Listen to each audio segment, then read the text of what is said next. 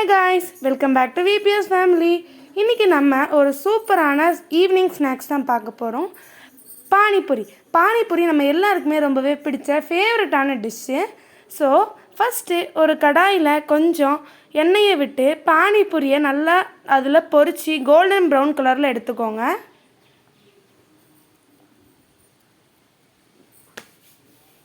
இப்போ தண்ணி ரெடி பண்ணிடலாம். தண்ணிக்காக ஒரு கை அளவுக்கு கொத்தமல்லி, புதினா, 4லேருந்து 5 நல்ல பச்சை மிளகாவை எடுத்துக்கோங்க.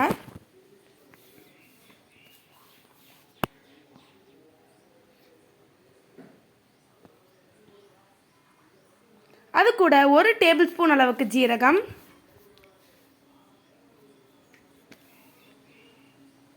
1 டேபிள் ஸ்பூன் அளவுக்கு மிளகு,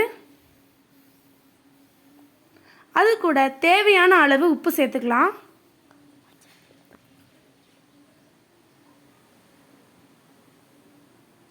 அதுக்கப்புறம் நான் கொஞ்சம் புளியை ஊற வச்சு வச்சுருக்கேன், அதையும் உள்ளே சேர்த்துக்கலாம். நல்லா மை போல் அரைச்சி எடுத்துக்கலாம்.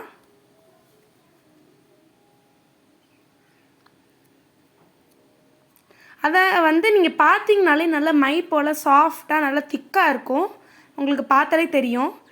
இதை நம்மளுக்கு தேவையான அளவுக்கு வாட்டர் சேர்த்து நல்லா கரைச்சி எடுத்துக்கோங்க. நான் இன்றைக்கி கொஞ்சம் கட்டியாக தான் எடுத்திருக்கேன். இப்போ நம்ம ஸ்டஃப் ரெடி பண்ணிடலாம். ஸ்டஃப்புக்காக 6லேருந்து 5 உருளைக்கிழங்க நல்லா அவிச்சு நல்லா மசிச்சு எடுத்துக்கலாம். அது கூட 2 பல்லாரி வெங்காயத்தை நல்லா பொடிசாக நறுக்கி வச்சுருக்கேன், அதையும் ஆட் பண்ணிக்கலாம். அது கூட கொத்தமல்லி நல்லா குட்டி குட்டியாக வெட்டி வச்சுருக்கேன், அதையும் ஆட் பண்ணிக்கலாம். அது கூட தேவையான அளவு உப்பு, 1 டேபிள் ஸ்பூன் அளவுக்கு மிளகாய் பொடி சேர்த்துக்கலாம். இதை எல்லாத்தையும் சேர்த்து நல்லா மிக்ஸ் பண்ணிக்கலாம். அவ்வளோதான், பானிபூரி ரெடி. இப்போ அந்த அப்பளத்துக்குள்ளே நம்ம ரெடி பண்ண இந்த உருளைக்கிழங்கு ஸ்டஃப்பை நல்லா வச்சுக்கலாம்.